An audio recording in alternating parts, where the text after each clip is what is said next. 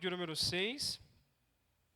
Mateus capítulo número 6, versículo 16. Nós vamos ler versículo 16, 17 e 18, que é a meditação que nós vamos fazer hoje sobre o tema jejum. Quem aqui gosta de fazer jejum, diga amém, irmãos. Olha que maravilha, hein? Povo abençoado, graças a Deus. Irmão Marcos, aumenta um pouquinho o retorno aqui, querido, por gentileza. Mateus capítulo 6, e o versículo de número 16. Os irmãos acharam? Acredito que a Larissa vai colocar para nós aqui também, né, Larissa? Maravilha. Facilita para aqueles que, quem sabe, não trouxeram a sua Bíblia, possa acompanhar conosco a leitura da palavra de Deus, que nós iremos meditar nesta noite. Mateus 6, verso 16 diz: Quando jejuardes, não vos mostreis contristados como os hipócritas, porque eles desfiguram o rosto com o fim de parecer aos homens que jejuam.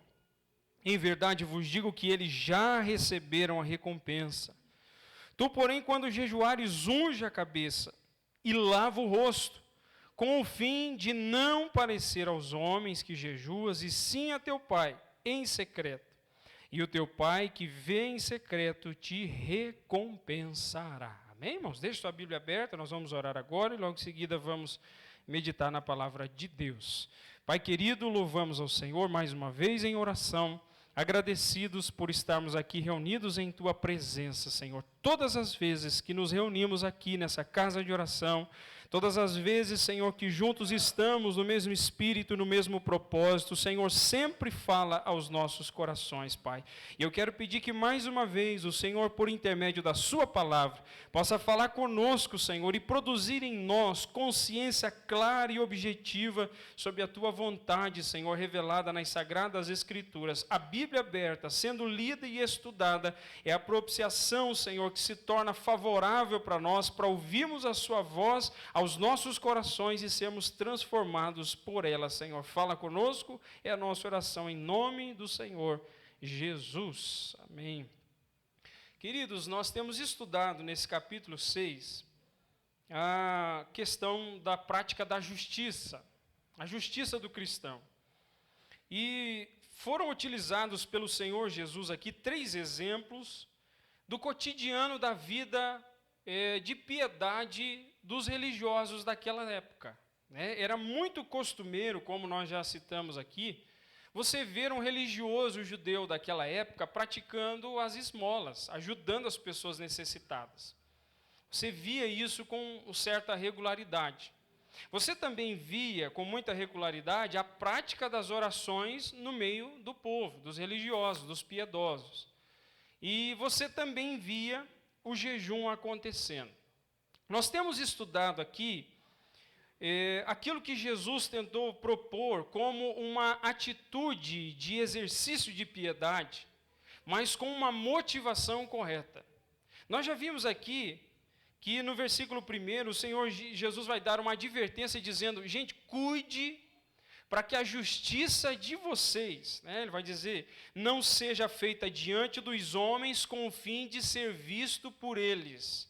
Ele vai dizer de outra maneira, se essa for a motivação de vocês, vocês não terão galardão junto de vosso Pai que está no céu.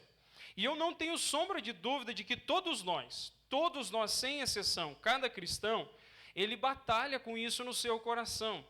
Porque existe no nosso coração um desejo de que, de alguma forma, a nossa prática de justiça, as nossas boas obras sejam vistas diante das pessoas que estão à nossa volta.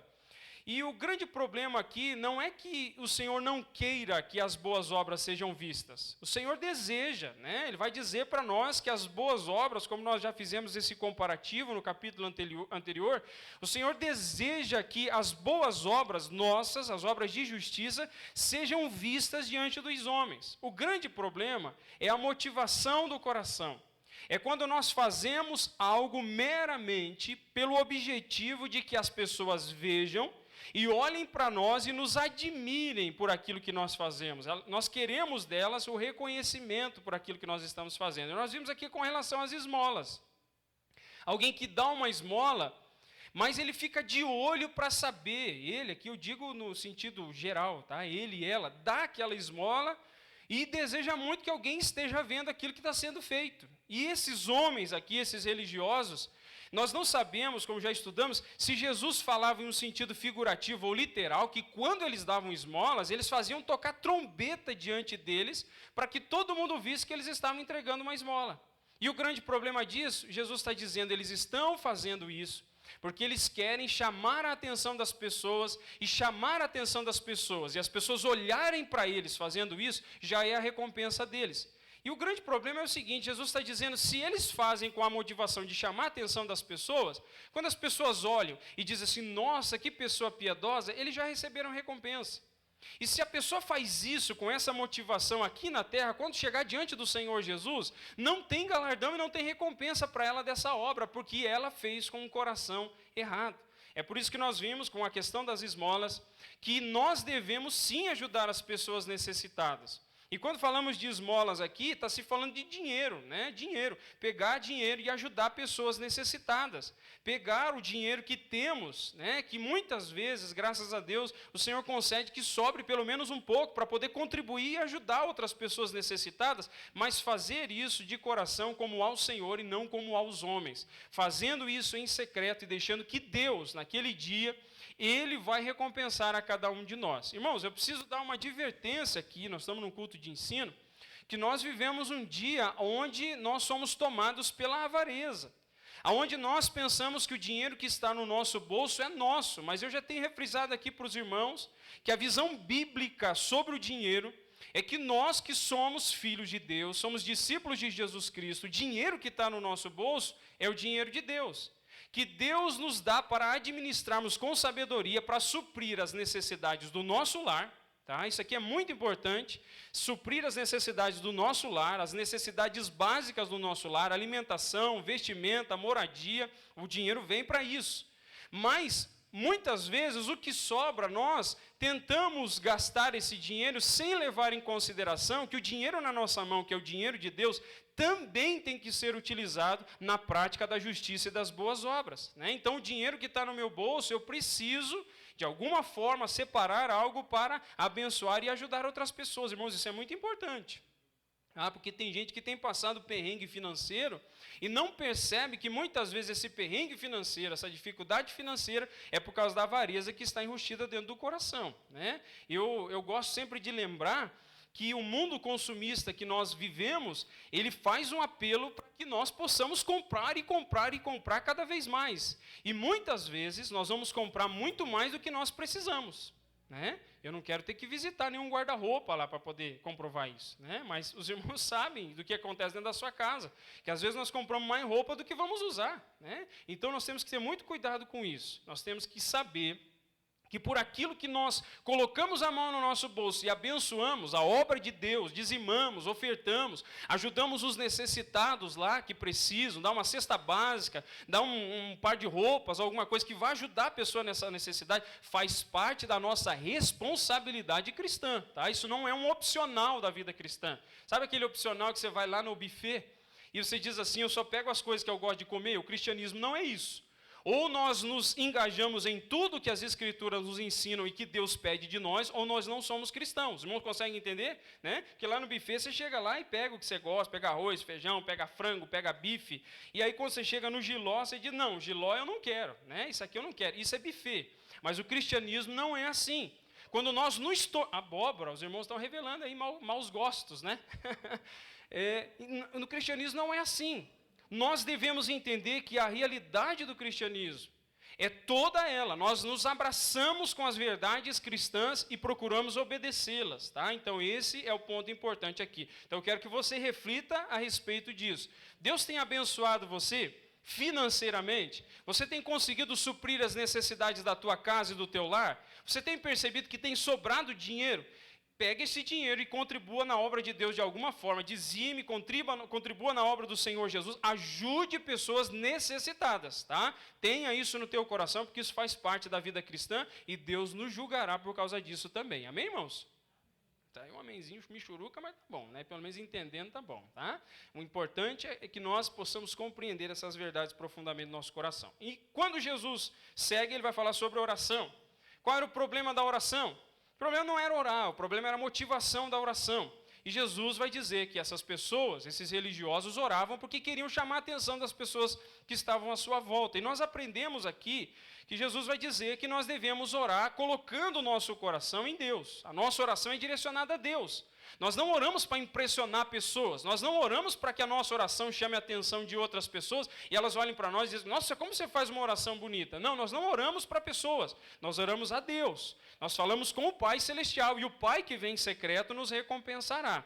E nós aprendemos aqui também, na última quarta-feira, que existem prioridades na oração. Qual é a primeira prioridade na oração? Quais são os primeiros interesses na oração? Vamos ver se alguém lembra aí.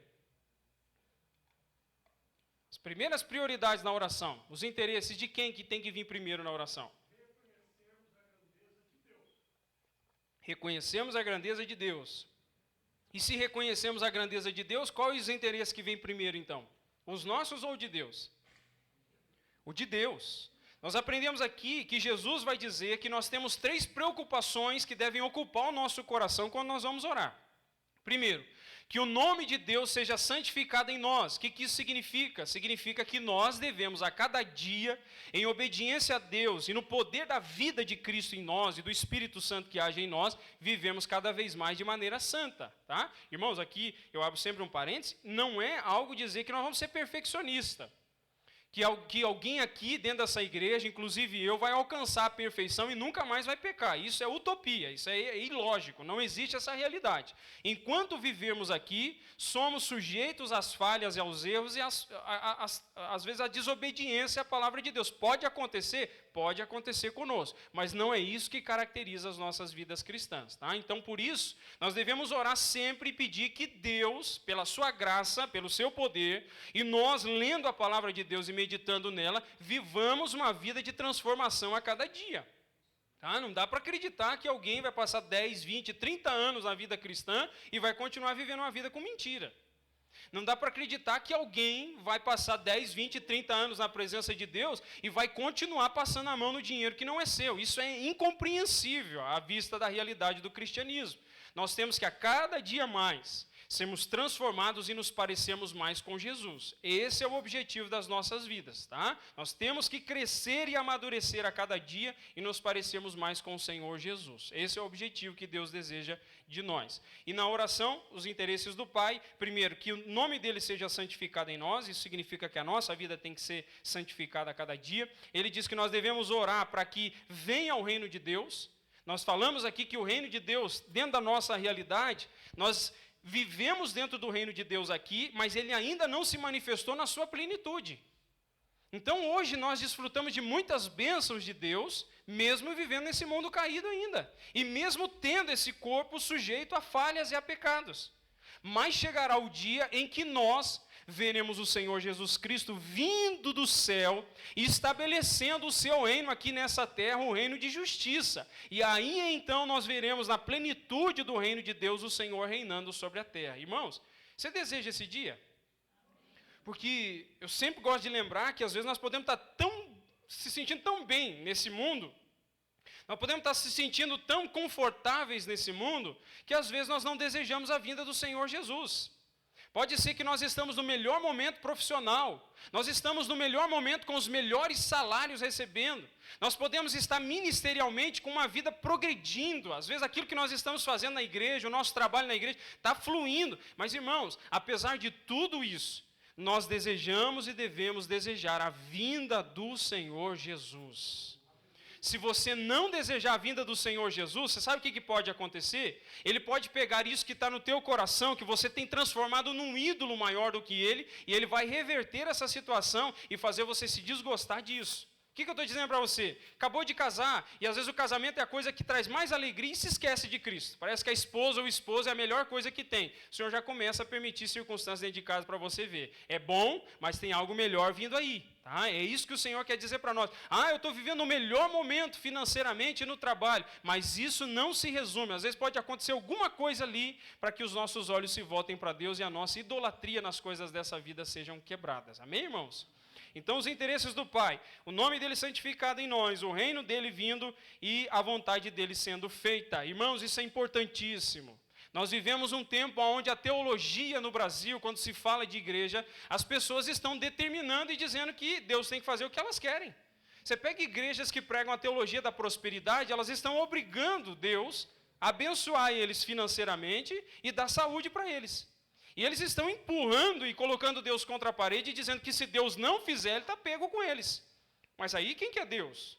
É o ser humano ou é aquele que está sentado no trono? É a vontade dele que prevalece. É a vontade dele que, no final das contas, vai prevalecer e todas as coisas vão contribuir para a vontade dele e não para nós. Tá? Então, nós precisamos aprender a calibrar a nossa vontade com a vontade de Deus. Quando a nossa vontade entrar em conflito com a vontade de Deus, qual das duas vai vencer? Qual vontade vai vencer, irmãos? A de Deus. Então, coloque isso dentro do teu coração. Deus sendo santificado em nós, transformando as nossas vidas, nós desejando o reino dele, a vinda do reino dele, e para isso acontecer nós temos que pregar o evangelho também, e a vontade de Deus acontecendo nas nossas vidas. A prioridade da nossa oração é os interesses do Pai. Depois que nós oramos pelos interesses do Pai, nós aprendemos aqui que nós devemos orar por 3 P's. Qual que é os 3 P's lá, os irmãos lembram? Pão, perdão e proteção. Pedir que Deus supra as nossas necessidades, pedir que Deus nos perdoe das nossas faltas diariamente e pedir que Deus nos proteja diante das tentações do dia a dia para que nós não venhamos a sucumbir diante dela. E no final Jesus ensina, dizendo que do Senhor é o reino, o poder e a glória para todos sempre. Amém. É um sentido de reverência diante de Deus, reconhecendo a grandeza do Senhor e a nossa pequenez. Tá? E agora nós entramos aqui na questão do jejum. Uma pergunta que eu faço para os irmãos, nós devemos jejuar ou não, irmãos? Devemos jejuar? A grande dificuldade que nos acomete é algumas perguntas que surgem a respeito do jejum, e eu trouxe aqui algumas delas, alguns questionamentos sobre eles. E como eu já disse para os irmãos, aqueles que tiverem dúvida, levante a mão, no momento oportuno aqui eu já chamo para poder fazer a sua pergunta. Lembrando que eu tenho aqui uma listagem de várias questões e até uma listinha de pelo menos 4 perguntas aqui que recorrentemente acontecem a respeito do jejum. A primeira coisa que nós devemos nos lembrar é que as Escrituras vão falar sobre jejum. Quando você pensa lá no Antigo Testamento, você só tem um jejum obrigatório, que é registrado lá em Levítico capítulo 23 e o versículo 27. Esse jejum era o jejum que Deus exigia do povo de Israel que fosse realizado dentro da realidade das festividades de Israel e no dia específico do dia da expiação. O dia da expiação era o dia quando os sacrifícios eram levados até o tabernáculo e os animais eram levados ali, e naquele dia era como se todo o pecado do ano do povo fosse pago ali através daqueles sacrifícios que Deus exigia do povo de Israel. Então, toda a festividade, haviam, alguns dizem que 7 festas de Israel, outros dizem que eram 3 festas, mas entre estas festas, havia a realidade do dia da expiação, que era o dia do perdão do pecado coletivo do povo. E eles levavam essas ofertas de animais ali, os animais eram sacrificados, e depois desse sacrifício, Deus declarava o povo perdoado de todos os seus pecados. E Deus exigia que nesse dia da expiação, eles praticassem o jejum. E a Bíblia vai dizer que o objetivo de Deus na prática desse jejum era que eles afligissem a sua alma. Algum dos irmãos aqui que já jejuou, conseguiu sentir alegria no dia do jejum? Dizendo, que maravilha, estou jejuando. Nossa, eu nunca me senti tão bem. Alguém já se sentiu assim no dia do jejum? Qual que geralmente é a disposição que nós temos quando vai jejuar? Poxa, essa hora eu podia estar tomando café, né? Ai, Senhor, me perdoa. Sente fome, né? Puxa, aí você passa, está indo trabalhar, e aquele cheiro de coxinha frita com catupiry. Não, Senhor, me perdoa. E aquela batalha dentro do coração para você conseguir vencer aquela tentação, porque você fez um propósito diante de Deus, de jejum, dizendo, Senhor, hoje, durante tal e tal período, eu vou estar, Senhor, me abstendo da alimentação para poder colocar diante do Senhor esse período, Senhor. Mas você sabe da luta que é para que possa ser concretizado. Tem gente que sucumbe diante da tentação e diz, Senhor, amanhã eu faço o jejum, hoje não vai dar não. E enfia a cabeça dentro do prato e se esquece do jejum. Então, a grande realidade desse primeiro jejum que nós temos aqui, registrado em Levítico, do dia da expiação, era um momento onde o povo, Deus exigia do povo que eles jejuassem, para que eles afligissem a sua alma. E a palavra aflição ali, ela está relacionada com esse sofrimento por ter que abandonar a comida. Irmão, tenho certeza que ninguém dentro dessa igreja aqui vai dizer que não gosta de comer. Se falar é porque tem alguma coisa errada, né? Todo mundo gosta. É uma das coisas que mais dá satisfação e prazer na alma do ser humano. Você já percebeu isso aí? Pega, né? Agora não é hora de olhar para ninguém, irmãos, tá? Agora mantenha a cabeça voltada para cá. Mas você sabe que tem gente que quando não come, mas vira um ser bravo que você não consegue nem conversar. Não entrega. Isso, mas ainda bem que a irmã Josinete se entregou, né? Você sabe que tem gente que vai ficar nervoso, irritado, inquieto, não consegue nem pensar, não consegue exercer suas funções no trabalho se não comer. Então é uma aflição para dentro do coração. Você está abrindo mão de algo que não é uma coisa que você não gosta. Né? Igual diz o Paulo aqui, abóbora, né, irmão Paulo, como falou? Abóbora.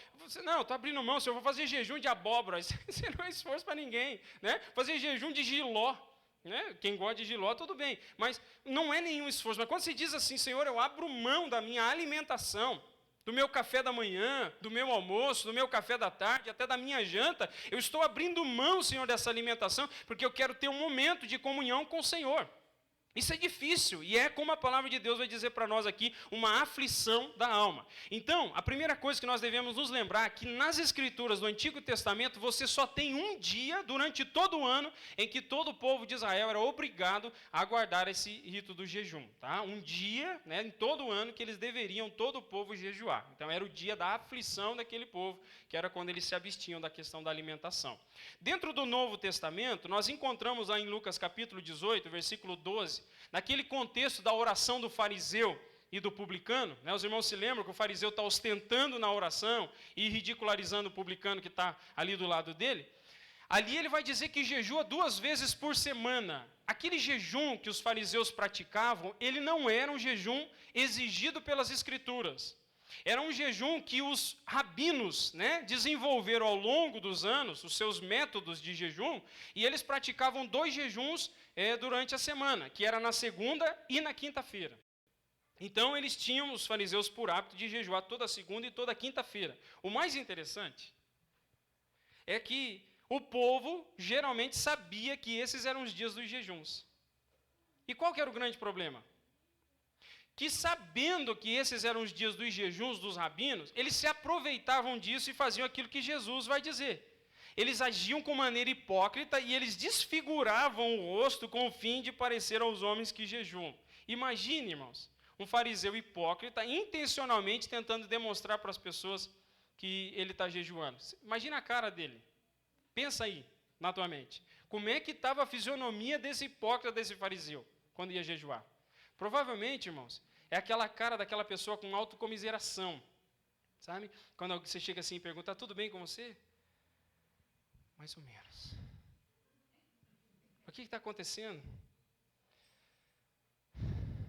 Estou jejuando hoje. A pessoa está tentando, através aquela comiseração no coração, atrair a atenção das pessoas. E Jesus está dizendo aqui que eles desfiguravam o rosto, né? Tentavam fazer aquela cara de coitado assim diante do povo, para que todo mundo visse que eles estavam jejuando. E Jesus vai dizer que essa era uma atitude extremamente hipócrita da parte deles. Porque eles faziam não para tentar agradar a Deus, ou para ter um momento de maior comunhão com Deus através do jejum, mas eles faziam para que as pessoas vissem aquilo mesmo e reconhecessem, nossa, que gente espiritual que são esses fariseus. Como esse povo, olha como eles jejuam, olha como eles se preparam espiritualmente. E aí, o que o Senhor Jesus vai condenar aqui é dizer que tudo isso que eles estavam fazendo não estava sendo recebido diante de Deus, porque eles estavam fazendo para agradar os homens e não a Deus. Então aqui nós já aprendemos uma lição muito preciosa com o Senhor Jesus. Nós aprendemos que a atitude do jejum, toda disposição do jejum precisa ser feita no nosso coração com um compromisso diante de Deus. É por isso que Jesus vai dizer, quando você for jejuar, lava o teu rosto. Eu fico imaginando aqui, mas não sei se é o caso, mas imaginem eles, nem lavar o rosto não lavava. E o que acontece? Muitas vezes, se você não lavar o rosto de manhã, vai aparecer aquela muqueca no canto do olho. Né? E aí, tentando demonstrar aqueles olhos, tudo, né? Porque quando você lava o rosto, parece que dá aquela revitalizada no ser humano. Às vezes você levanta com aquela cara meio inchada, né? Dormiu ali, parece que o caminhão, o rolo compressor passou em cima, você acorda ali e está com a cara, o cabelo tudo desvencilhado. E aí você vai lá, dá aquela lavada no rosto, dá uma ajeitada no cabelo, melhora, né? Não faz milagre, mas melhora, ajuda bastante.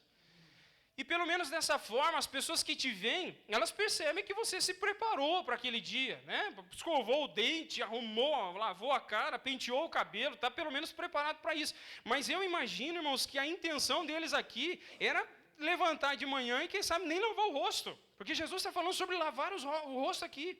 E quem sabe nem penteava o cabelo direito. Imagina que situação esfacelada, né? Eu não sei se eu ficaria olhando para eles e com aquele olhar, nossa, como eles são piedosos, eu ia falar, como eles são nojentos, né? Porque nem se prepara para poder iniciar um dia. Mas o que eles estão fazendo? Tentando chamar a atenção das pessoas e atrair para eles o olhar, dizendo assim, nossa, como eles são piedosos. E é contra isso que Jesus está se opondo aqui. O interessante, irmãos, primeira coisa que eu queria pontuar para os irmãos aqui, que mais uma vez, como Jesus já fez com as esmolas e com a oração, ele vai dizer no versículo 16, quando vocês jejuarem. O que isso quer dizer para nós? Ele está pressupondo que os seus discípulos vão jejuar.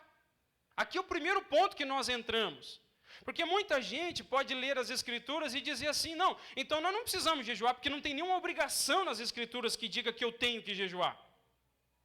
E aí outros vão dizer, não, eu tenho que jejuar sempre, porque nas Escrituras, né, ali está sendo dito, eu tenho que jejuar. Então as pessoas criam esses opostos a respeito da opinião sobre o jejum. Jesus está pressupondo aqui que nós vamos jejuar. Então é a primeira coisa que eu queria que os irmãos guardassem no seu coração. Apesar de nós não termos nenhuma lei de obrigatoriedade para dizer quantas vezes nós devemos jejuar, Jesus está pressupondo que isso faria parte da vida de piedade dos seus servos.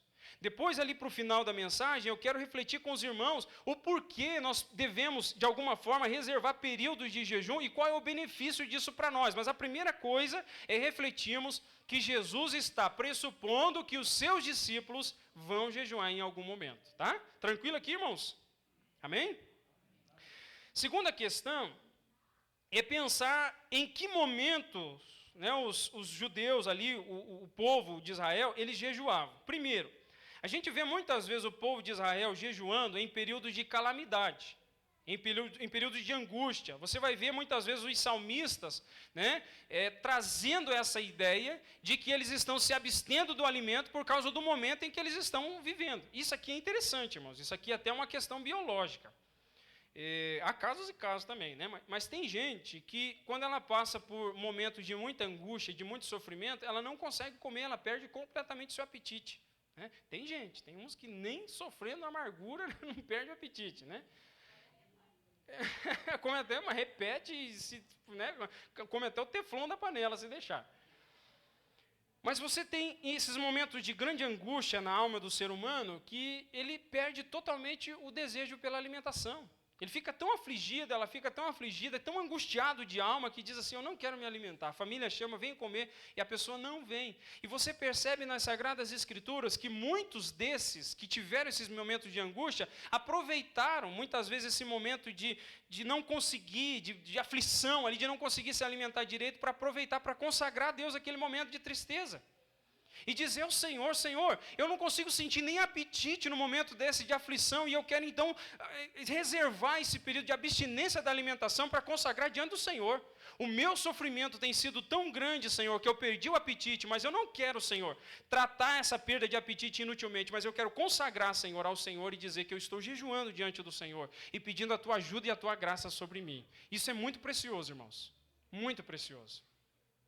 Porque nós precisamos entender que nesses momentos nós nos deparamos com a alimentação e nós percebemos que aquilo que em dias de festa, você passou um final de ano aí, dia 25 de dezembro, dia 1º de janeiro, quem sabe você passou se alimentando num momento de muita alegria com a família, mas nos dias de dificuldade e de sofrimento, muitas vezes você vai precisar jejuar diante de Deus e pedir a graça do Senhor.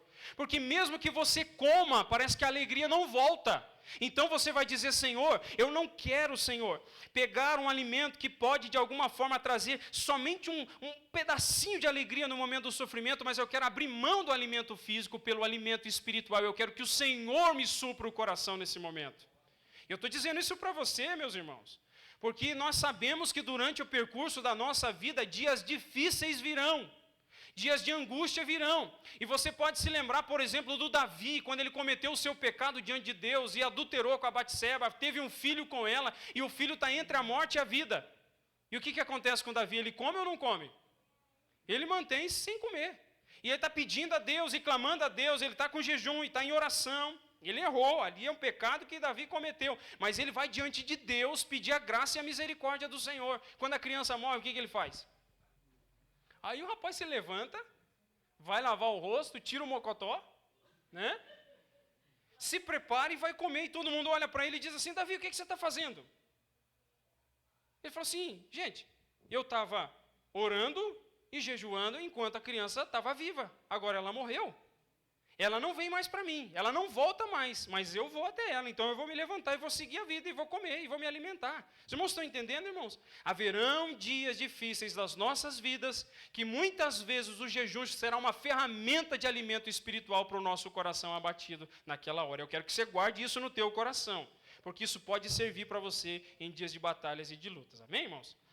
Interessante também que você encontra algumas passagens importantes no Novo Testamento, e aqui é muito bom meditar com os irmãos. O primeiro texto que você encontra, um dos textos aqui, que você encontra sobre a questão do jejum e da oração, e é importante refrisar isso, você sempre vai ver oração e jejum andando junto. Não existe jejum separado da oração. Pode ter oração sem jejum, mas não existe jejum sem oração. Tá? Jejum sempre é acompanhado com a oração, porque pressupõe uma atitude de abstinência do alimento para se ter comunhão com Deus. Tá? Isso é muito importante. Não significa que você vai orar, o mesmo tempo que você vai jejuar, você vai orar. Mas você vai nutrir no teu coração, durante o dia de jejum, um espírito de mais intensidade de oração. Tá? Essa é a grande questão.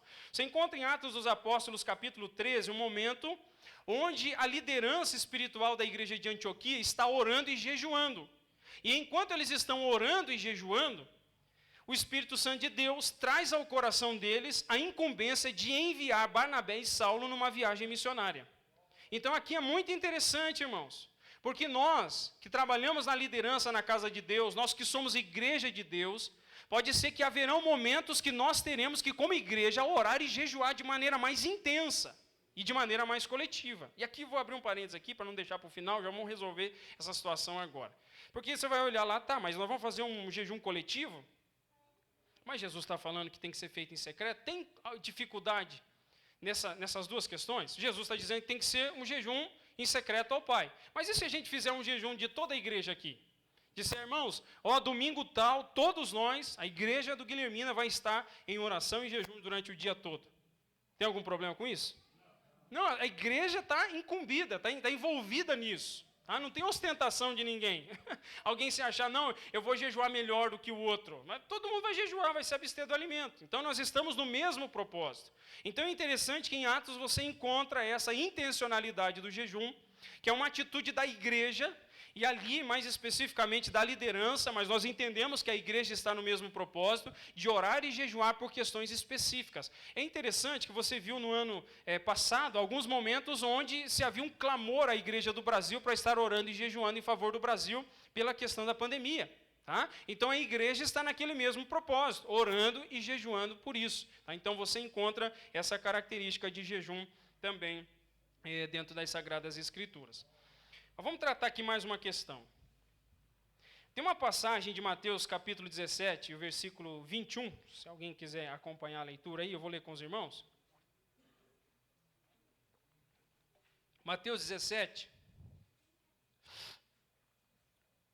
versículo 14 até o 21, vou ler rapidinho aqui, porque daí a gente consegue entender um pouquinho do que está acontecendo, e já soluciona algumas dificuldades que existem com relação ao jejum, algumas más compreensões a respeito disso. Mateus 17, versículo 14, diz assim: E quando chegaram para junto da multidão, aproximou-se dele, aproximou de Jesus um homem, e se ajoelhou e disse: Senhor, compadece-te de meu filho, porque ele é lunático e sofre muito, pois muitas vezes cai no fogo, e outras muitas na água.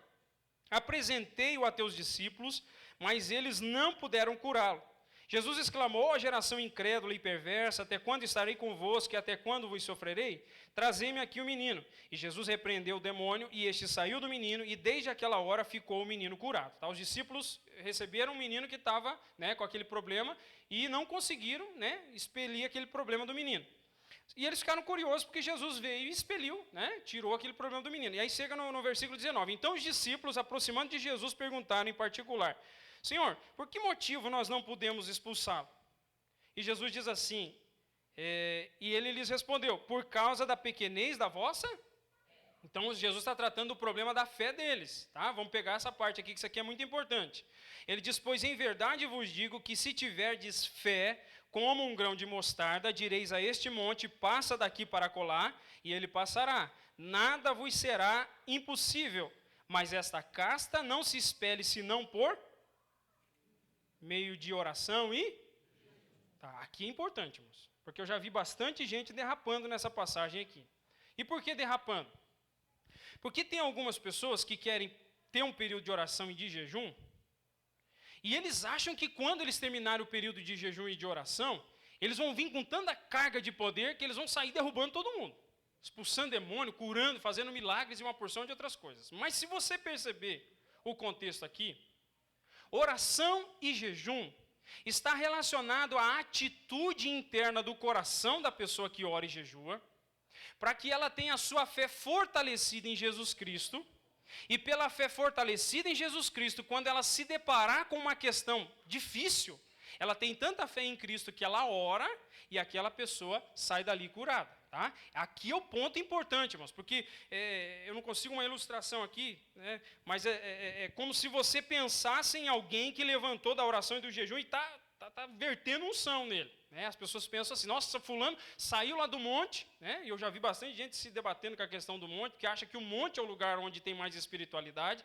e Jesus vai ensinar para nós que não é o lugar onde nós oramos, mas a quem nós oramos. Essa é a grande questão, tá? Isso é o mais importante. Eu não sou contra o monte, já fui várias vezes orar no monte, porque é um lugar onde geralmente tem mais silêncio do que nos ambientes urbanos, né? Você quer tirar um tempo maior de oração, se você ficar na cidade, é buzina, é vizinho, batendo porta, cortando cerâmica com a maquita, né? E aquilo é difícil, às vezes, para você conseguir concentrar e ter um tempo de meditação diante do Senhor. Mas a questão não é o lugar, a questão é com quem você fala no momento da oração e naquele período do jejum. Então não é que aquela pessoa vai estar tão cheia de poder, não é a realidade do texto. É que aquela pessoa vai, através da oração e do jejum, ter o seu coração tão aproximado e clareado a respeito de contemplar o Senhor Jesus, contemplar a Deus, que a fé dela se fortalece. E quando ela está diante de um desafio de fé, ela não se sente amedrontada, mas ela ora. O que acontece aqui geralmente? Já aconteceu comigo. Às vezes alguém liga e diz assim: pastor, vem aqui logo que o fulano está endemoniado. Está endemoniado e está bufando e espumando e rolando. E a minha pergunta é o seguinte: mas por que essa pessoa não ora? Não é que eu não quero ir lá, mas a questão é por que ela mesmo não ora e expulsa esse demônio? Por quê, irmãos? Alguém arrisca aí? Porque não tem fé. Né? A irmãzinha até disse que não tem fé. E é objetivo mesmo, não tem fé.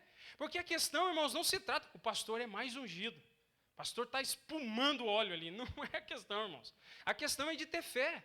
É porque quando eu estou diante, nós estamos diante daquela pessoa endemoniada, não é no meu poder. Não se trata de eu estar mais cheio e você mais cheio. A questão é que nós cremos em quem vai ser expelido aquele demônio. Uma coisa interessante, irmãos, agora, né, eu falei aqui da questão da expulsão dos demônios, mas até mesmo se Deus quiser curar, não é porque é o pastor, porque é o fulano, é o presbítero, é o diácono, é porque Deus escolheu fazer através de você e o teu coração está fortalecido com fé, crendo que Ele pode fazer. Você se lembra que em Atos dos Apóstolos, Pedro e João estão entrando lá para o horário da oração e tem um homem, né, ali paralítico diante daquela porta? E o que acontece? Eles dizem para aquele homem: levanta e anda. Né? E o homem levanta e anda e entra com eles dentro do templo e está todo mundo olhando para eles e o Pedro está incomodado. Por que o Pedro está incomodado? Porque as pessoas estão olhando para o Pedro e para o João dizendo assim que olha que poder que eles têm. Né? E o Pedro se incomoda, irmãos. E é isso que tem que acontecer conosco, porque o poder não é nosso, o poder é de Deus. Nós somos somente vasos dele que ele escolhe pela sua graça soberana atuar através de nós. E aí Pedro chega e olha para aquele povo e ele diz assim, por que vocês estão olhando para nós dessa maneira? Como se pelo nosso próprio poder ou virtude nós fizéssemos andar esse homem. E ele diz assim, mas é no nome de Jesus Cristo que esse homem agora está andando. Tá, irmãos, eu quero que você guarde isso no teu coração, porque a passagem não está dizendo que a oração e o jejum me tornam um cristão melhor do que você. Não, a oração e o jejum me aproximam o meu coração de Jesus Cristo. E quando eu tenho desafios de fé, eu me mantenho tão firme nesse Jesus que eu amo, que aí eu digo, em nome do Senhor Jesus, sai demônio. Em nome do Senhor Jesus, seja curado. Em nome do Senhor Jesus, seja libertado. Os irmãos estão entendendo, queridos? Então, a oração e o jejum é aquilo que nos leva para mais perto de Deus, para ter um coração que confia mais no Senhor. Porque, uma coisa bem preciosa aqui, né? Você já ficou, por questão de enfermidade, sem se alimentar? E depois de ficar bem mal de se alimentar, você já tentou se levantar da cama? Irmãos, como se diz, é fatal, né? Eu sempre me lembro da cirurgia, irmãos, que eu fiz. Quando fui levantar, né, esvaiu provavelmente um monte de sangue, que eu tirei as amígdalas, e eu não tinha comido nada. E a mulher trouxe um pratinho de comida lá com um pouquinho de arroz, tinha uma carne, uma abóbora, um negócio ali, e eu estava com muita fome. Mas você imagina, eu fiz a cirurgia das amígdalas, está tudo no vivo aqui dentro, e a comida era ruim que dói, sem sal. Eu coloquei na boca, assim, comida sem sal, parece que o negócio dá uma vontade de você devolver aquilo ali, mesmo que você esteja com fome, é uma coisa estranha, o sal tem que estar ali, e estava sem sal nenhum. E aí eu falei assim, não, deixa que eu nem vou comer isso aqui. Quando eu fui levantar para tentar ir no banheiro, irmãos, o negócio girou, suando frio, né? E aí, naquele período de mais ou menos uns 12 dias de recuperação em casa, eu comia muito mal. A esposa às vezes me dava sorvete, que eles diziam, não, tem que comer sorvete, e só sorvete, não aguentava mais sorvete. Não, tem que comer sopa de feijão, eu não aguentava mais sopa de feijão, eu queria um negócio mais com substância. Daí um dia, estavam comendo pastel lá na casa do meu pai, falei, eu vou comer um pastel desse, você vai ver se eu não consigo. E catei aquele pastel, e quando eu fui enfiar na garganta, parece que caiu uma quina daquele pastel na garganta, eu desisti na hora, desanimei, falei, nem quero pastel, nem queria comer mesmo. Aí fui deitar na cama lá e fiquei assentado. E eu percebia no meu organismo, no meu corpo, uma fraqueza tremenda. Eu não conseguia ficar de pé, eu não conseguia fazer muitas atividades sozinho. E o que isso me trouxe à mente por muitas vezes enquanto eu estava deitado ali na cama, dizendo, Senhor, como eu sou fraco, Senhor. Como eu sou impotente, como eu não sou nada, Senhor. É um vazão de barro aqui de pé, que só fica de pé por causa da Tua graça, da Tua sustentação nas nossas vidas. E é aqui que nós entendemos que quando nós estamos no momento de jejum e de oração, é um momento de humilhação diante de Deus. De reconhecermos e dizemos, Deus, eu não sou nada, Senhor. Eu sou um boneco de barro que está vivo, que respira, que anda, que fala, que pensa, porque o Senhor sustenta a minha vida. Queridos, é isso que nós somos. E é por isso que o jejum e a oração nos aproximam de Deus, nos humilhando. Mas ao mesmo tempo que a oração e o jejum nos revelam o quanto nós não somos, nos revela também o quanto Ele é e quanto Ele pode preencher as nossas vidas. Esse é o propósito que nós temos aqui quando nós tratamos a respeito dessa questão do jejum, tá? Vamos seguir adiante aqui, eu quero concluir essa mensagem hoje com os irmãos. Uma pergunta que pode surgir é o seguinte, o que é o jejum então? Os irmãos podem estar perguntando assim, tá pastor, mas o que é o jejum então? O que nós temos dentro das Sagradas Escrituras é que o jejum é uma abstinência voluntária de se ingerir alimentos. É uma abstinência voluntária de não se ingerir alimentos. Você diz assim, ó, eu não vou comer por esse período de tempo, tal dia, né, se as pessoas se organizam durante a semana, olha, na quarta-feira, na quinta-feira, eu vou jejuar, Senhor, eu vou fazer do período da hora tal até a hora tal, e eu vou me manter ali. Então, é abstinência de alimento. Eu sei que na tua cabeça, você já deve ter ouvido gente dizendo assim, não, eu posso fazer jejum de televisão, eu posso fazer jejum de rede social, de WhatsApp, de Facebook. Olha lá, as irmãs já viram isso aí. Alguém mais viu isso aí, irmão? Eu já ouvi várias vezes dentro da igreja, né? Alguém dizendo, eu estou fazendo jejum de não sei o quê. Né? Tem criança aí, né? Mas eu vou dizer, eu estou fazendo jejum até de relação. Você sabe o que é relação, né? Tá, maravilha. Então tem gente que coloca jejum nessas questões todas. Vamos tentar entender aqui o que é a questão.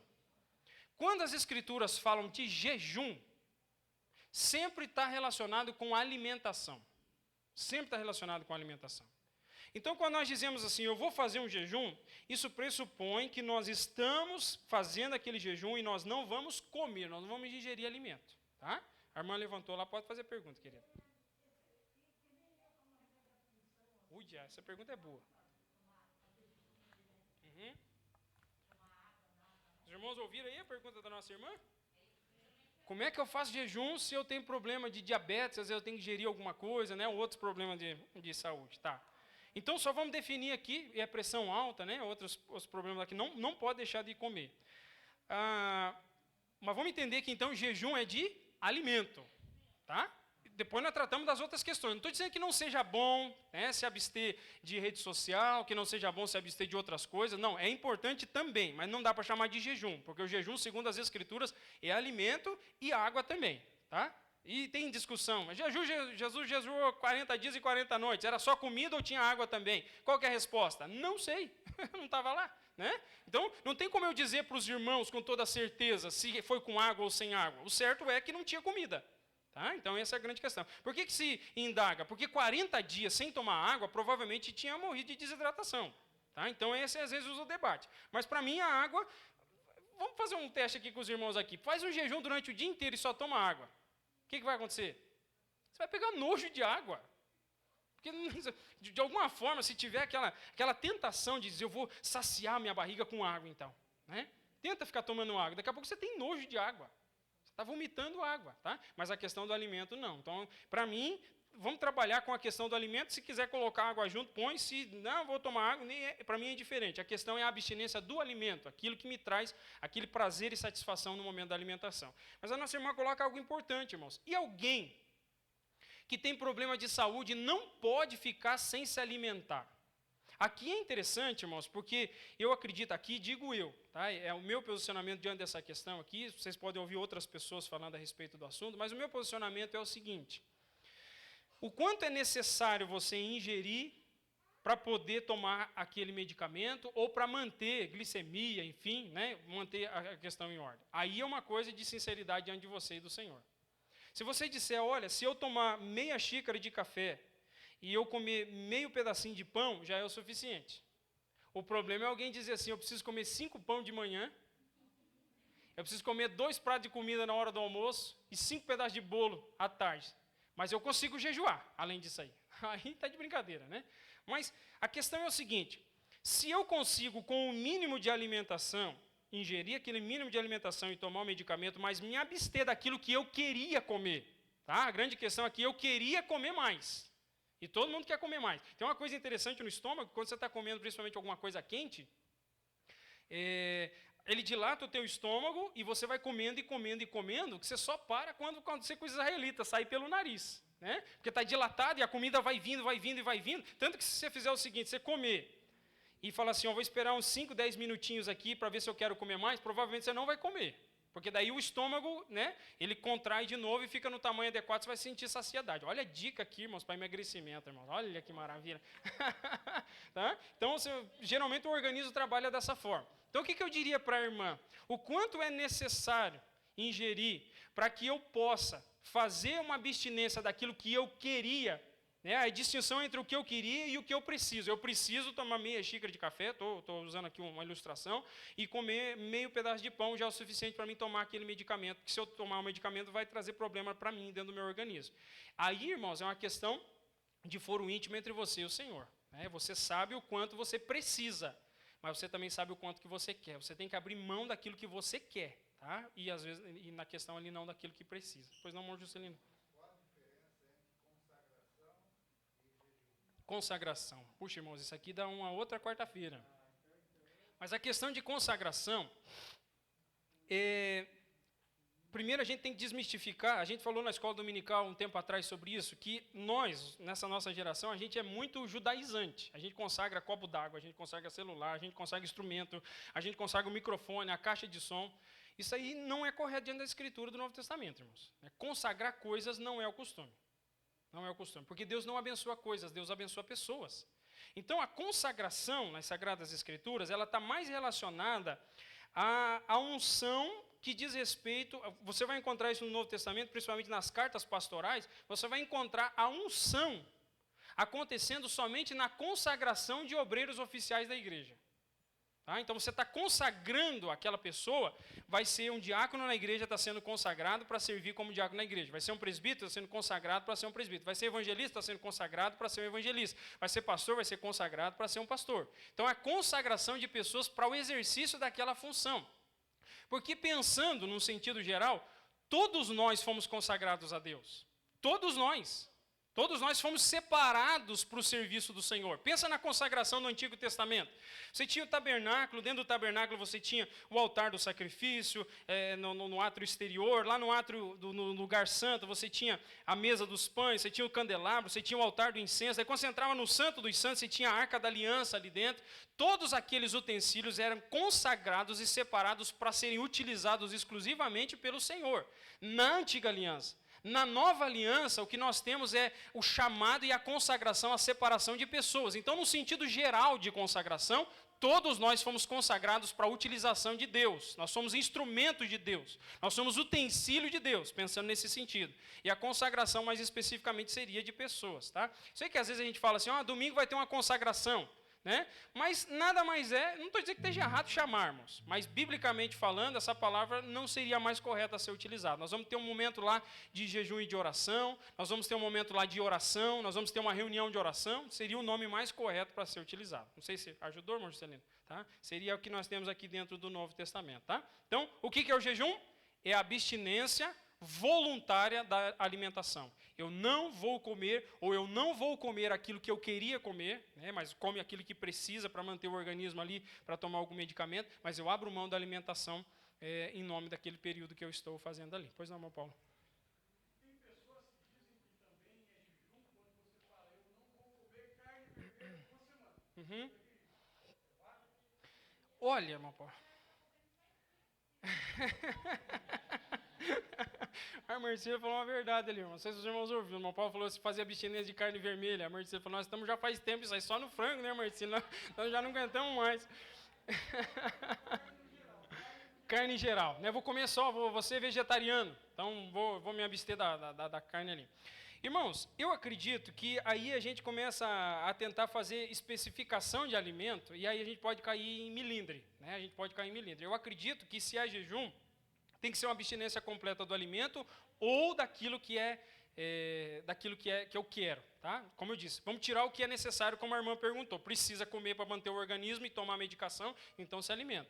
Mas eu acredito que é uma abstinência completa de todo o alimento, tá? Nesse sentido geral, excluindo a questão que a irmã perguntou, tá? Então seria, eu não vou comer carne vermelha, mas eu vou comer outra coisa e vai me saciar e vai trazer satisfação também. Que às vezes eu não vou comer carne vermelha, mas vou comer um arroz, um feijão e um ovinho que alguém pode gostar, eu gosto também, né? E aquilo vai trazer alegria e satisfação. Bom, Nivaldo? O jejum de Daniel, mas para ser repetido nos nossos dias?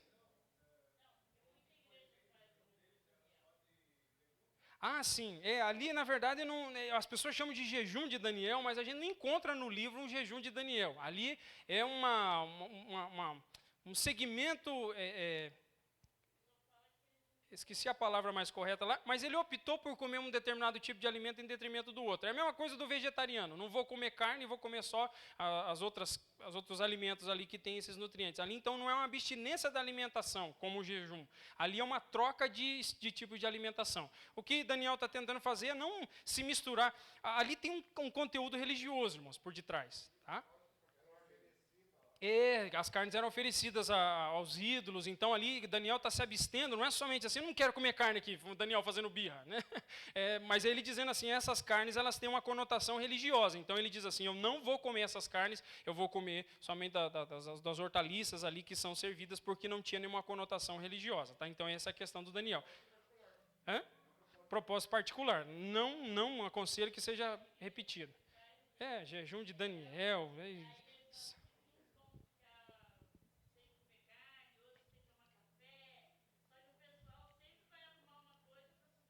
Vai. Exatamente. Sempre vai ter uma artimanha, né? Não vou comer contra filé, vou comer só costela. Aí tá difícil a situação, né?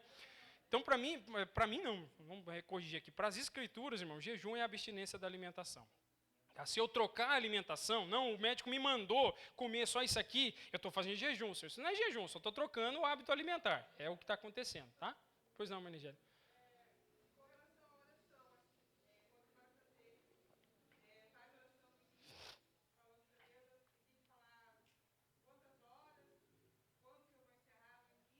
Do propósito do jejum ali?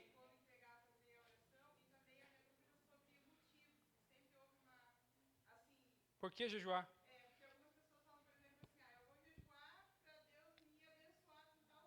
Uhum. Tá. Entendi, Manigélia. A primeira pergunta da irmã Manigélia, eu devorar e colocar diante de Deus o quanto tempo eu vou jejuar? Eu acho importante.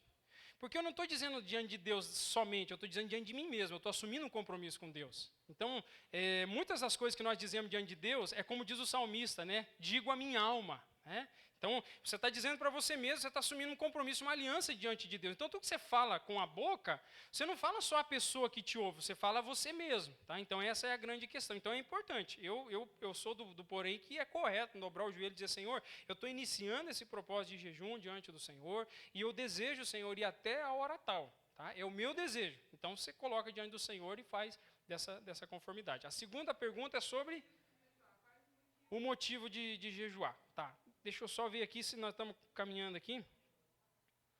Tá, estamos chegando no final aqui, já dá para nós chegar nesse ponto aqui. Isso é muito importante, irmãos. Eu acho que é uma das coisas mais importantes de toda a mensagem aqui. Pelo que eu posso jejuar? O que me motivaria a jejuar? De maneira geral, como eu usei o texto aqui de Mateus 17, é porque você deseja ter mais comunhão com Deus. Se eu resumisse isso aqui para você, seria o objetivo maior, ter mais comunhão com Deus. É você dizendo para Deus assim, Senhor, eu abro mão da comida que eu gosto muito, não tem pecado dizer para o Senhor que você gosta de comer, porque Ele já sabe que você gosta de comer. Você não vai falar nenhuma novidade para Ele. Mas você vai estar dizendo, Senhor, eu estou abrindo mão da comida que eu gosto muito de comer, porque eu necessito da comida espiritual, eu necessito da Tua presença, da Tua graça, eu necessito conhecer mais o Senhor, eu quero me relacionar mais profundamente com o Senhor. Esse é o propósito do jejum, irmãos.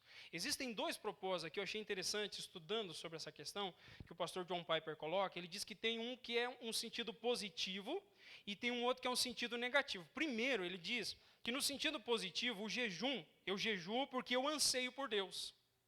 Isso aqui é muito importante, irmãos. Porque nós devemos desejar a presença de Deus. Nós devemos desejar no nosso coração ser cheios dEle, sentir a presença dEle, ter experiências maravilhosas com Ele. Nós devemos desejar isso no nosso coração. Viver uma vida de maior comprometimento, de maior responsabilidade, de maior obediência diante de Deus. E o jejum é um momento onde nós tiramos de alguma forma a nossa visão das coisas desse mundo e começamos a focar nas coisas que são de cima. Claro que para mim, eu entendo que as Escrituras vão dizer que o jejum tem que ser acompanhado de oração e de meditação nas Escrituras. Por isso que seria bom se quando nós jejuássemos fosse um período onde nós nos afastássemos das atividades corriqueiras do dia a dia. Estou dizendo, mas não posso jejuar num dia de trabalho? Pode, mas a tua mente vai ficar oscilando entre a atividade do trabalho e as outras questões. Então, se você tem a oportunidade de reservar um momento específico de jejum e de oração e de leitura da palavra de Deus, é maravilhoso. Então, o primeiro aspecto do jejum seria dizer, Deus, eu tenho sede do Senhor. É dizer como o salmista, Senhor, assim como a corça, o animal, a ave, que vai voando procurando uma corrente de água, ela tem sede, ela está faminta, ela está sedenta por uma corrente de água, assim a minha alma tem sede do Deus vivo. Irmão, nós temos que desejar Deus. Se nós desejamos comida, se nós desejamos água, se nós desejamos comprar, vender, possuir, nós devemos desejar Deus. É o maior bem que nós possuímos no nosso coração. Eu acho interessante porque as Escrituras vão nos incentivar que o nosso coração se dilate para ter um desejo maior por Deus. Aqui o primeiro aspecto. Por que jejuamos? Para termos no nosso coração um anseio maior por Deus. O segundo aspecto é negativo. Porque no momento do jejum, geralmente, eu já dei uma pincelada aqui, afloram do nosso coração aquilo que nós realmente somos. Como eu disse para os irmãos, se a pessoa fica sem comer, já aparece quem que ela é. Muitas vezes, a falta de alimentação revela a forma grosseira com que ela trata a família, que está bravo. Não funciona assim. Mas você ficou com fome, daí daqui a pouco a criança passa correndo. Meu Deus do céu, vontade de dar um chute. Eu estou jejuando. A pessoa está ali naquele propósito e tal, mas porque o organismo não está satisfeito, não tem aquela alegria no estômago, e tudo incomoda, tudo irrita, tudo atrapalha. Então, naquele momento, irmãos, é um momento de introspecção. É um momento onde você faz a leitura do teu coração. Preste atenção, né? Não dá tempo da gente percorrer tudo lá, o nosso tempo já está indo embora, mas eu já estou concluindo aqui. Quando você pega jejum, Jesus fazendo jejum lá em Mateus capítulo 4, do versículo 1 ao 11, você encontra Jesus jejuando 40 dias e 40 noites. Quando ele termina 40 dias e 40 noites, ele foi conduzido pelo Espírito ao deserto para jejuar, e depois que termina o jejum, o que acontece? Quem que aparece? Quem que aparece? Satanás, o tentador. E por que ele aparece? Porque ele sabe que é um momento de vulnerabilidade do ser humano. Você, quando está com o estômago vazio, tem mais facilidade de se sentir tentado. Você tem mais facilidade de se irritar. Você tem mais facilidade de tomar decisões equivocadas. Naquele momento do jejum, você começa a ficar frente a frente com o teu próprio coração. Então o jejum aqui, e eu encerro nessa questão, o jejum poderia ser resumido, primeiro, aumentar o nosso desejo por Deus e a nossa fé no Senhor, para que nós possamos contemplar Deus melhor com os olhos do nosso coração, e segundo, para que nós também possamos contemplar melhor a nós mesmos. O jejum, irmãos, eu quero finalizar aqui, é uma arma poderosíssima para nos ajudar a conhecer melhor a Deus e conhecer a nós mesmos. Amém, irmãos? Rapidamente aqui, respondendo algumas perguntas. Já falei aqui, jejum é total ou é parcial? Para mim, jejum é total. Mas, se quiser tomar água ou não, para mim eu acho que é indiferente. A questão mais é da questão da alimentação. Quanto tempo eu devo jejuar? 1 hora, 2 horas, meio-dia, 1 dia, 3 dias, 1 semana, 40 dias e 40 noites? Né? Não tem nada estipulado nas Escrituras. Eu acredito que nós podemos progredir. Às vezes, se eu só consigo meio-dia, não tem problema nenhum. Jejua meio-dia, né? Abre mão do café da manhã, e vai se acostumando devagarzinho, até que, quem sabe, você consiga fazer um jejum do dia todo. Né? Mas devagarzinho, irmãos. Tem gente que quer se apavorar e daqui a pouco está indo para o SAMU lá, porque não está aguentando. Né? O organismo não está acostumado. Exatamente. Né? E faz essa ligação aí, né? Dizendo assim, não, senhor, estou jejuando e acorda 3 horas da tarde, né? E agora estou entregando meu jejum, senhor. Né? Aí não é jejum, essa é vergonha. Então, quanto tempo o jejum a Bíblia não estipula, mas eu acredito que pelo menos entre metade de um dia inteiro, se alguém consegue mais, né, enfim, mas que não seja para ostentar, que seja para a glória de Deus, para conhecê-lo mais e conhecer o meu próprio coração. Outra pergunta aqui, se eu contar para alguém eu perco o jejum? Já vi muita gente perguntando isso aí, mas eu conto para a esposa, senão ela vai fazer comida e não sei o que e tal. Irmãos, a questão não é contar ou não contar, é por que eu quero contar. Eu quero contar porque eu quero dizer, não me entrega nada hoje, irmão Antônio, não me dá nem um chocolate aí, porque hoje eu estou jejuando. E ele nem está na minha casa, por que eu tenho que dizer para ele que eu estou jejuando? Né? Se ele fosse lá e falasse, pastor, hoje eu vou fazer um bolo lá, um negócio lá, daí tudo bem, irmão Antônio, hoje não dá. Por que não dá? Outro dia, irmão Antônio. Mas por que não dá? Irmão Antônio, não insista, né? E aí tudo bem. Mas se eu falar para aquela pessoa, a grande questão, às vezes para o cônjuge ali, no meio da família, se eu falar, a grande questão é no teu coração. Por que você quer contar? Você quer contar para parecer que é mais espiritual, ou você quer contar para prevenir, dizer, não, esposa, ou esposo, não me ofereça alimentação, hoje eu estou reservando para o jejum, tá bom? Daí, porque senão tem esposa que fica incomodada, está doente. Né? Ou o esposo, meu Deus do céu, está passando mal, o que está acontecendo? Não gosta mais da minha comida, né? Aí começa o que era para ser um jejum de se voltar o coração, né, espiritualmente para buscar Deus, se torna uma guerra ali, uma Margedon acontecendo dentro de casa. Então, o propósito é a questão do objetivo do nosso coração. E, por fim, aqui, aquilo que eu toquei brevemente, eu posso fazer jejum que não seja de comida? Jejum, segundo as Escrituras, é de alimentação. Se você quiser se abster da rede social, se você quiser se abster de televisão, se você quiser se abster de qualquer coisa, pode se abster, tá? Mas é uma abstinência daquilo. Você está abrindo mão daquilo por um propósito maior. E eu te aconselho a fazer isso. Quanto tempo a rede social tem tomado de você? Não sei. Tem nos nossos celulares Android agora, dá para você ver quantas horas você passa naquilo ali. Né? Cada aplicativo. Então, se aquilo está te atrapalhando, você vai ler a Bíblia e você fica com o celular toda hora ali, mandando mensagem, aí você não consegue se concentrar. Você vai orar, está ali te atrapalhando. Pega aquilo ali e desliga um pouquinho. Coloca lá no status. Sim.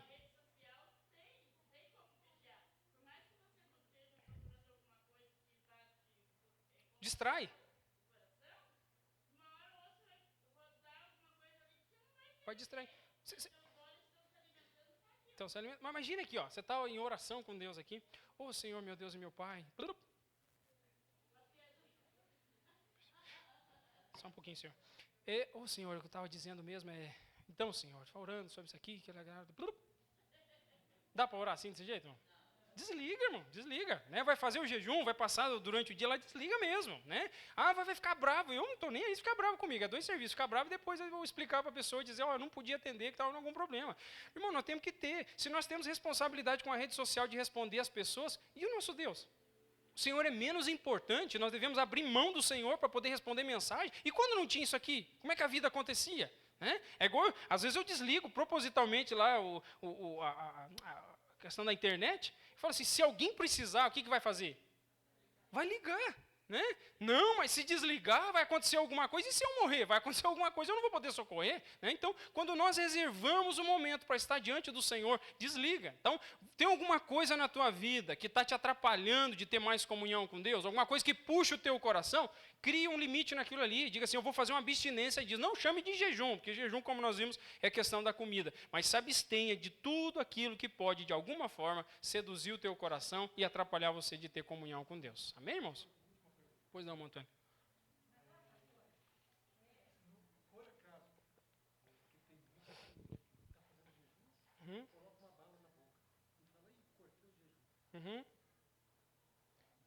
Os irmãos ouviram a pergunta do Antônio aqui, irmãos? Por exemplo, você está fazendo jejum e alguém entregou uma balinha e aí colocou na boca, perdi o jejum. Perdeu o jejum ou não perdeu o jejum? Mas e se chupar a bala inteira e depois mastigou e estava de jejum? Perdeu o jejum ou não? Irmãos, eu aqui digo eu, tá? Eu acredito que não perdeu o jejum, tá? Porque a pessoa não fez de caso pensado. Você se equivocou ali. A questão mais séria, né? Esqueceu que estava de jejum e comeu um pratão de comida. Esqueci do jejum. Não, mas segue o jogo, Senhor. Segue o jogo, né? Não, aí não, né? Aí encheu a barriga mesmo. Uma balinha não vai ter tanto poder de... Não, se for questão de alguém que está com falta de açúcar no sangue, daí tudo bem, irmãos. Mas também não dá para comer o pacote de bala inteiro. Aí diz assim, não, assim, a falta de açúcar no sangue, senhor. Aí, a irmã ia perguntar ali, irmã...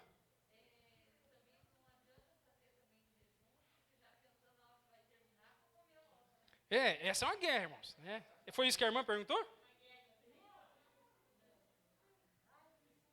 Esqueci. Dá para fazer jejum depois do almoço? Eu acho que não é recomendável, porque a barriga já recebeu a alimentação, então vai ficar mais leve fazer o jejum dessa forma. Irmãos, nós temos que finalizar por causa do nosso horário, eu não quero exceder, porque é para a gente não ser imprudente. Mas, se os irmãos tiverem alguma outra dúvida, irmãos... Pois não, ela lembrou.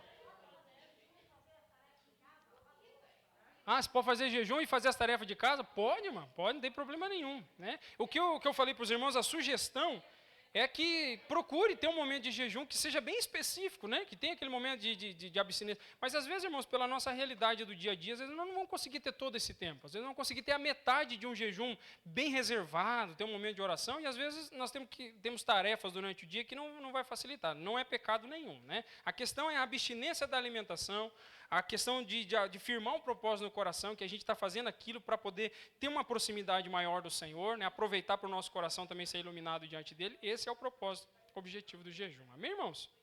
Vamos orar e agradecer a Deus, daí nós já finalizamos o culto dessa noite.